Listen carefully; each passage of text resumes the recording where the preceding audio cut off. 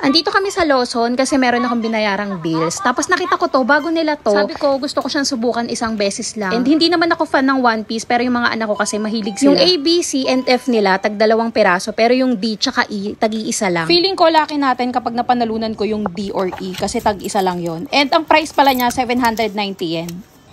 Dito, nakita ko na kung ano yung napanalunan ko. Pero 50-50 pa ako dyan. Kasi wala siya dyan.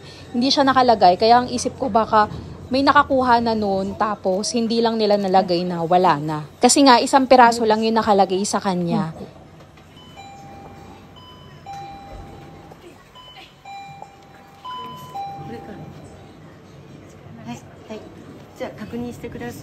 ちらが D 賞ですね。はい。はい。はい、ありがとうございました。すいません、お待たせしてすいませんでした。どうもありがとうございます。